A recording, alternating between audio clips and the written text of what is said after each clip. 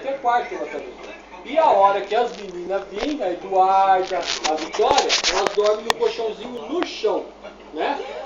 Aí elas põem no colchãozinho no chão pra elas, né? Aí elas dançam no chão, né? Porque o bebê vai dormir aonde? Na camona. Bem camona. Bem na camona, assim. O quartão grandão é do bebê. Abaixo. O quarto maior de quem é do meu bebê. A Có, a Eduarda vão dormir no colchãozinho no chão. Nenê. E esse daqui, o Nenê vai dormir com você. O Nenê dorme lá no quarto com você.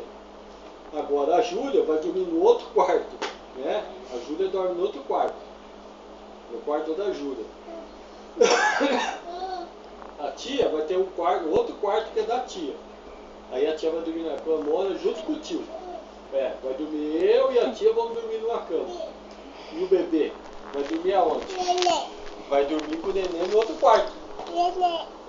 O Nenê com o outro quarto. Você vai. Aí assim, a hora que vier a Có e a Eduarda, elas vão dormir aonde? Elas vão dormir no chão, no colchãozinho, né? Aí elas dormem no colchãozinho, no chão? O que você acha? Você acha melhor? Não. Não? Onde que elas vão dormir então? Onde que elas vão dormir? Aonde que elas vão dormir? Nenê.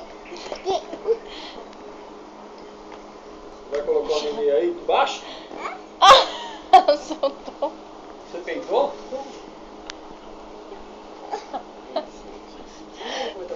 Ela baixou e soltou.